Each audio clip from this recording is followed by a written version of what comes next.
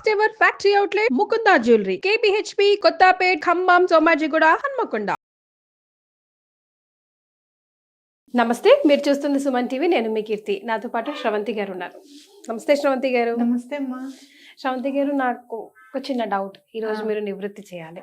నాతో పాటు చాలా మందికి కూడా స్పెషల్ గా నాన్ వెజిటేరియన్స్ అనుకోకుండా బ్రేక్ఫాస్ట్ లంచ్ నాన్ వెజ్ తింటాం.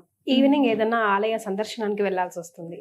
ఏ పరిస్థితుల వల్ల కావచ్చు, లేదా ఎందుకైనా కావచ్చు, వెళ్తూ వెళ్తూ అరే ఇక్కడ గుడి ఉంది కదా, ఇక్కడ దాకా వచ్చాం కదా, వెళ్దాం అనుకుంటుండొచ్చు. అలా నాన్ వెజ్ తిని ఆలయ దర్శనం చేసుకోవచ్చా, చేసుకోకూడదా? చేసుకుంటే ఏమైనా అపరాధమా? సూర్యోదయానికి తర్వాత ఏ పని చేసినా కూడా మళ్ళీ సూర్యోదయం వరకు అంటే ఆహారం తిన్న తర్వాత అది పచనం అవుతూ ఉంటుంది అన్నమాట.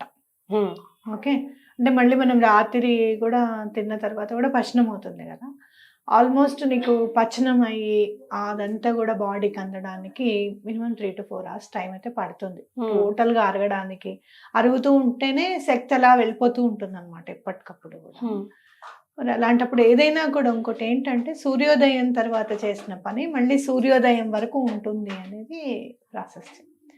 అది అంటే ఒక రోజు సూర్యోదయం అయిన తర్వాత మీరు ఏదైతే భోజనం చేస్తారో అది నెక్స్ట్ డే సూర్యోదయం వరకు కూడా దాని ఎఫెక్ట్ ఉంటుందని. ఓకే, సో మార్నింగ్ కనుక ఎప్పుడన్నా గనక మనం మాంసాహారం కనుక తీసుకుంటే గనక మాంసాహారమే కాదు, దీంట్లో ఎగ్స్ కూడా ఉంటాయి, గుడ్లు కూడా ఉంటాయి. సో ఎగ్ మీ దృష్టిలో వెజిటేరియనా, non vegetarian? Non vegetarian. Okay, అందులో క్వశ్చనే లేదంటారు. ఏం చేసినా నాన్ వెజిటేరియన్. ఓకే, పౌల్ట్రీ అంటారు, తయారు చేసామంటారు, ఏవేవో చెప్తూ ఉంటారు, కానీ అది నాన్ వెజ్ కిందకే వస్తుంది. ఓకే, వెజిటేరియన్స్ లో కూడా ఈ రోజుకి మేము ఉల్లిపాయ తింటే ఆ రోజు గుడికి వెళ్ళాం అనమాట.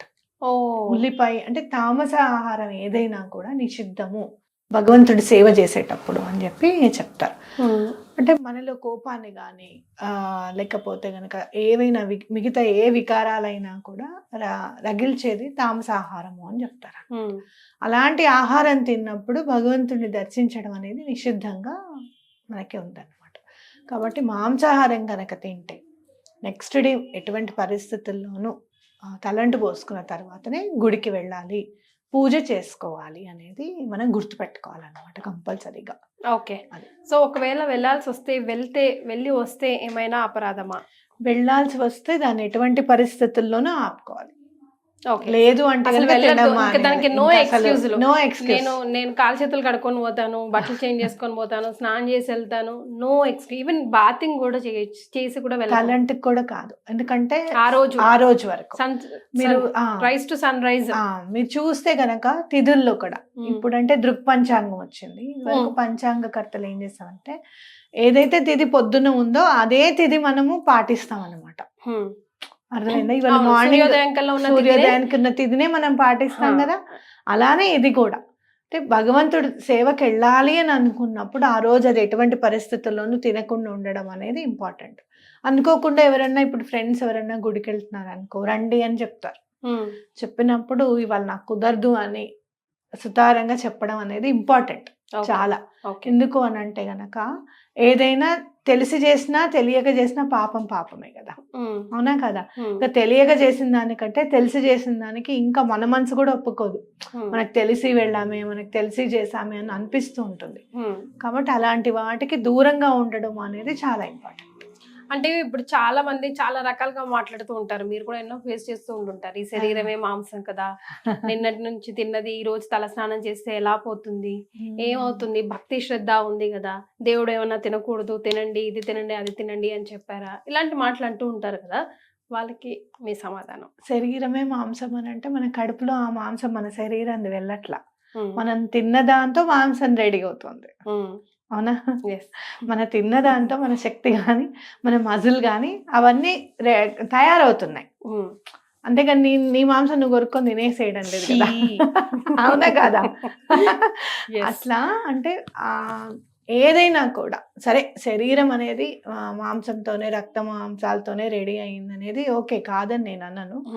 కానీ ఎక్కడైనా కూడా శుద్ధత అనేది ఇంపార్టెంట్ అనమాట. మానసికంగా శుద్ధంగా ఉండడం అనేది ఇంపార్టెంట్. అదే నువ్వు ఏ గ్రామదేవతల గుడికి వెళ్ళినా కూడా నిష్టగా తలంటు పోసుకొని అక్కడికి వెళ్ళిన తర్వాత బలి చేసి ఏదైతే మనం బలి ఇవ్వాలనుకున్నామో అది ఇచ్చిన తర్వాతనే అక్కడే వండుకొని తినడం. అక్కడికి వెళ్తున్నప్పుడు కూడా తిని వెళ్ళరు. మీరు మాంసాహారం అనేది కానీ వదిలేసి గ్రామ దేవతల విషయంలో కొన్ని ఎక్స్క్యూజెస్ కొన్ని చోట్ల ఉన్నాయి కదండి, బాగా మంచిగా బగ్గ తాగి తిని ఆడి పాడి అక్కడ గుడి దగ్గర చేస్తారు. మీరు ఇంట్లోనే తాగేసి తినేసి వెళ్ళరు ఎవరు కూడా. ఇప్పుడు మీరు బోనం తీసుకుని వెళ్తారు ఇక్కడ, అవునా? ఏమైనా తింటారు? అసలు బోనం ఎత్తే వాళ్ళు ఆ రోజంతా తినరు. అంతకు ముందు రోజు కూడా రాత్రి కూడా టిఫిన్ చేసి అన్నం తినకుండా పడుకునే వాళ్ళు బోల్డ్ మంది ఉన్నారు. అదే దట్స్ ఆల్. నువ్వు ఎంత భక్తితో నువ్వు ఎంత శ్రద్ధతో చేస్తున్నావు అనేదే ఇంపార్టెంట్. నువ్వు ఎక్స్క్యూజులు వెతుక్కుంటూ వెళ్తే అన్ని ఎక్స్క్యూజ్ ఆయన కూడా ఎక్స్క్యూజులు చేయడం ఇవ్వడం. ఏదైతే సనాతన ధర్మం చెప్పిందో, ఏదైతే మన పెద్దవాళ్ళు పాటించారో అది పాటించడం అనేది మనం చాలా ఇంపార్టెంట్ గా తీసుకోవాలి. ఏం కాదులే, ఏమవుతుంది అని అనుకుంటే ప్రతిదీ ఏది కాదు, విడిచిన బట్టలు వేసుకెళ్ళకూడదా అనేది వస్తుంది అప్పుడు, అవునా? కాబట్టి తప్పనిసరి పరిస్థితుల్లో నాన్ వెజ్ తిన్నప్పుడు ఆ రోజంతా కూడా గుడికి వెళ్ళకపోవడం అనేది మనం గట్టిగా పాటించవలసిన విధి అన్నమాట. సో మన ధర్మం మనమే పాటించాలి, మనమే దాన్ని ముందుకు తీసుకెళ్ళాలి. 5 rules are like any rules to visit a temple. ఒక ఆలయాన్ని సందర్శించే ముందు ఆడైనా మగైనా చిన్నైనా పెద్దయినా ఎవరైనా కనీసంగా ఇవి పాటించాలి, లేకపోతే అసలు వెళ్ళటమే మానేయండి అని చెప్పుకోదగ్గవి ఏముంటాయండి? తిడతారేమన్నది కానీ మెయిన్ ఆడవాళ్ళకే గట్టిగా చెప్పాల్సింది. గట్టిగా కాదు, అనునయంగా ప్రేమతో చెప్తున్నానని అనుకోండి. ఎందుకు అని అంటే భగవంతుడి దగ్గరికి వెళ్ళినప్పుడు తప్పకుండా కొంగు ఉండాలి. ఓకే, మీరు డ్రెస్ వేసుకుంటే ఖచ్చితంగా, అమ్మాయిలకైతే చెప్తున్నా, డ్రెస్ వేసుకుంటే ఖచ్చితంగా చున్నీ వేసుకుని వెళ్ళండి. చీర, పెద్దవాళ్ళైతే చీర కట్టుకొని వెళ్ళడం అనేది చాలా ఇంపార్టెంట్. అసలు మన ఆలయాల దగ్గర సాంప్రదాయ దుస్తుల్లో రండి అని బోర్డు ఉండడం అనేది హీనం. నిజంగా మన పరువు పోయినట్టు నిజంగా చెప్పాలి, అవునా కాదా?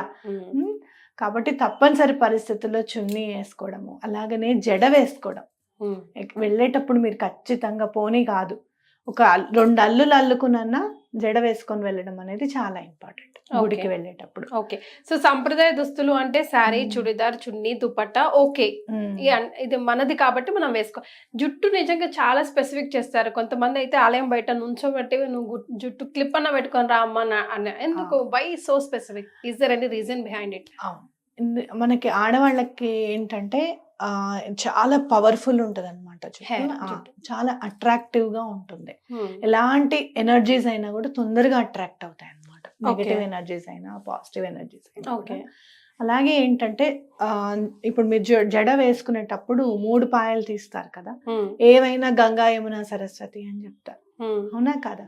త్రిమూర్తులు అంటే 3 అన్నట్టు. అట్లా జడ వేసుకుంటే మన ఎనర్జీ అంతా కూడా, సహస్రారంలో ఉన్న ఎనర్జీ అంతా కూడా నిక్షిప్తమై ఉంటుంది అనమాట. ఓకే, మన ఎనర్జీ మనకి నిక్షిప్తమై ఉంటుంది. అలాగే వేరే ఎనర్జీస్ ఏవి కూడా అట్రాక్ట్ చేయకుండా కూడా ఉంటుంది అనమాట. అలా ఏం లేదు అని అనుకుంటే కనుక విరబోసుకుని వెళ్ళాం అనుకోండి, చాలా మందికి ఇప్పుడున్న అలవాటు ఇట్లా అనుకోవడం. అంటూ ఉంటారు, 1-2 వెంట్రుకలు పడకుండా ఉంటాయి ఆ గుళ్ళో, అవునా? చాలా పవిత్రంగా చూసుకుంటాం కదా. ఇంట్లోనే ఎక్కడైనా తుడిచితో వెంట్రుక కనపడితే మనకు కోపం వచ్చేస్తుంది మన ఇంట్లోనే, అవునా? అలా గుళ్ళో మనం దాన్ని అపవిత్రం చేయకూడదు అనే భావన మనకు ఉంటే గనక తప్పకుండా జడ వేసుకుని వెళ్తాం అనమాట. మెయిన్ జడ వేసుకునేది ఏంటి అంటే మన ఎనర్జీ మన దగ్గర నిక్షిప్తమై ఉండడానికి. ఓకే, పూర్వం అయితే పిల్లలు పుడితే ముడి వేసేసుకునేవాళ్ళు, ఇప్పుడు ఇంకా తగ్గింది చాలా, ఇది లేదు ఇప్పుడు. Okay, so first second rule గా చెప్పుకుంటే మన సాంప్రదాయ దుస్తుల ఆడైనా మగవైనా మాక్సిమం ట్రై చేయాలి. అండ్ హెయిర్ వదిలేసుకొని వెళ్ళకూడదు. నెక్స్ట్, మగవాళ్ళు అయితే గనక మీరు జీన్స్ ప్యాంట్లు వేసుకోకుండా ఉండడం అనేది చాలా ఇంపార్టెంట్. అంటే సాంప్రదాయ దుస్తుల్లో ఇది కూడా వచ్చేస్తుంది, ఈవెన్ వాళ్ళకు కూడా వర్తిస్తుందండి. జీన్స్ ప్యాంట్ అస్సలు వేసుకోకూడదు. పంచ కట్టుకొని వెళ్ళడం అనేది నేర్చుకుంటే చాలా మంచిది. లేదా అంటే గనక కుర్తా పైజమా కూడా వేసుకుంటున్నారు కదా, అలా అయినా వేసుకోవచ్చు. ఓకే, అది మగవాళ్ళు అయితే అది చెయ్యాలి. మీరు ఇంకా చెప్పాలి అని అంటే, ఆడవాళ్ళు కనుక ఒంటరిగా వెళ్తున్నారు అనుకోండి గుడికి, అంటే భర్త లేకుండా నేను వస్తానని చెప్పి దండం పెట్టుకొని ఏమండి వెళ్ళేసి వస్తానని చెప్తే గనక తప్పకుండా ఆయన చేతుల నుంచి ఒక కండువా తీసుకొని వెళ్తే కూడా చాలా మంచిది. అంటే ఆయనతో పాటే మీరు వెళ్ళినట్టుగా ఉంటుంది ఉంటుంది. ఓకే. చాలా ఫలితం అనేది డిఫరెంట్ గా ఉంటుంది ఎటువంటి పరిస్థితుల్లో. మీరు ఏమైనా ప్రదక్షిణాలు చేసేటప్పుడు కూడా ఆయన చేతుల మీదుగా తీసుకొని కండువా వేసుకొని ప్రదక్షిణం చేశారనుకోండి, ఆయన కూడా మీతో పాటు ప్రదక్షిణం చేసినట్టు అవుతుంది. అంత విలువ ఉంటుంది. ఓకే, చాలా డిఫరెన్స్ కనిపిస్తుంది మనకి. ఎస్. అలాగే మీరు గుడికి వెళ్ళినప్పుడు ప్రదక్షిణం చేస్తాం. ప్రదక్షిణ చేసినప్పుడు మనం ఇంట్లో అవునవును పాలు ఫ్రిడ్జ్ లో పెట్టామా లేదా, తలుపు కరెక్ట్ వేసానా లేదా, ఈయనకి చెప్పాల్సిందే పనమ్మాయి వస్తుంది తలుపు తీయండి అని, ఇలాంటివన్నీ ఉంటాయి. అవన్నీ వదిలేసేయండి. ఓకే, మూల విరాట్టును ఒక్కసారి చూసుకోండి. దండం పెట్టుకునేటప్పుడు ఒక్కసారి చూసిన తర్వాత ప్రదక్షిణం చేసేటప్పుడు అంతా కూడా మన మనసులో నిక్షిప్తమై ఉండాలి. సో ఫస్ట్ వెళ్ళి ఆలయానికి, గర్భాలయానికి వెళ్ళి ఆయన గర్భాలయానికి ముందే బయటనే బయట నుంచి చూస్తే మనకి అమ్మవారు కనిపిస్తారు కదా, అయ్యవారన్నా అమ్మవారన్నా కనిపిస్తారు. తప్పకుండా 5 ప్రదక్షిణాలు చేస్తే చాలా మంచిది. 3 చేస్తారు, లేదంటే 5 అయినా చేయొచ్చు.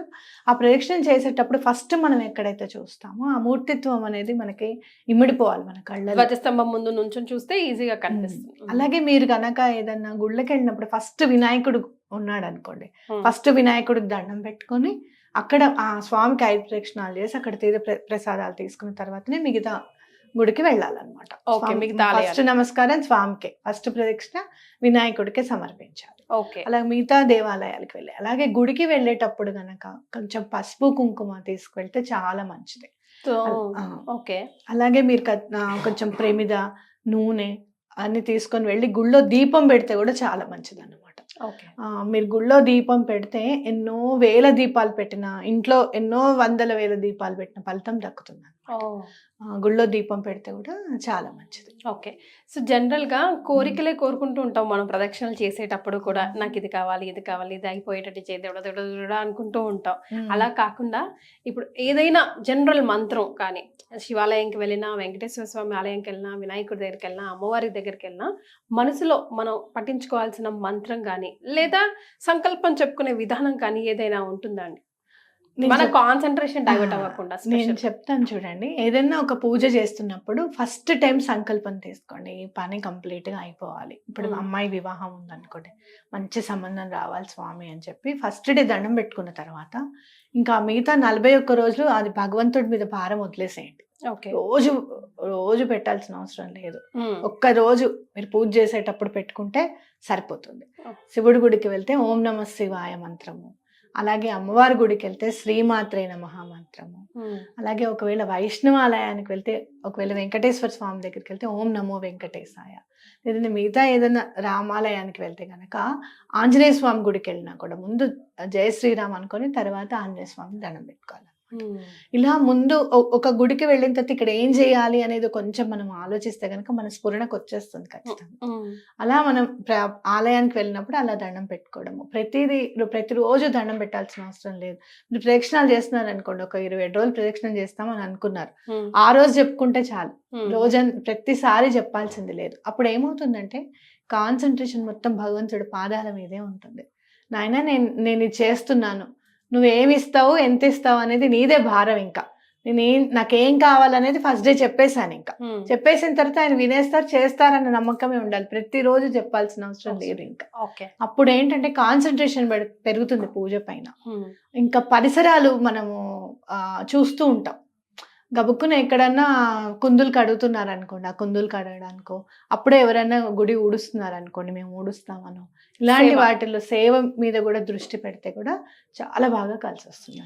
కొంతమంది గుడికి వెళ్తారు కానీ అనుకున్న పని అంటే వెళ్ళేసి రావాలి, దండం పెట్టుకొని వచ్చేసాం, కొబ్బరికాయ కొట్టాలి, కొట్టేసి వచ్చేసాం, లేదా ఏదైనా అర్చన చేయించుకోవాలి, చేసేసి వచ్చేసాం అనుకుంటారు. కనీసం తీర్థ ప్రసాదాలు కూడా తీసుకోరు. కానీ ఎట్ ది ఎండ్ కంపల్సరీ చేయాల్సిన పని తీర్థ ప్రసాదాలు తీసుకోవడం అని నేను విన్నానండి.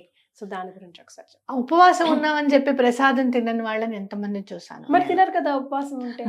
ప్రసాదమే, అది ఉపవాసం అనేది కాదు. నువ్వు వెళ్ళావు అక్కడ ఉపవాసం ఉన్నా సరే ప్రసాదం అనేది చాలా ఇంపార్టెంట్. సరే మొత్తం తినకపోయినా ఒక్క మెతుకు అట్లా వేసుకొని మిగతా ప్రసాదం ఇంటికి తీసుకొచ్చి మిగతా వాళ్ళకి ఇవ్వాలి. అంటే త్యజించకూడదు, ఏది భగవంతుడు ఇచ్చేది ఏది కూడా త్యజించకూడదు అనమాట. నో అన్న ఆన్సర్ రాకూడదు మన నుంచి ఎక్కడ కూడా భగవంతుడి దగ్గర. ఆయన ఎప్పుడు ఏది ఇస్తాడో తెలియదు, ఏ రూపంలో ఎలా ఇస్తారో మనం అసహించుకుంటామా తీసుకుంటామా, ఇవన్నీ మనకి పరీక్షలు ఉంటాయి. ఆధ్యాత్మిక మార్గంలో వెళ్ళేటప్పుడు ప్రతిరోజు ఒక పరీక్ష. ఎలా ఎలా చేస్తారో చూద్దాం అని. వాటిలో పరీక్ష పెట్టాల్సింది ఆయన, పాస్ చేయాల్సింది ఆయన. కాబట్టి ఆయన ఇచ్చింది తీసుకోవడం అనేది ఇంపార్టెంట్ గా మనం భావించాలన్నమాట. రైట్, వెరీ నైస్ అండి, థ్యాంక్ యూ సో మచ్.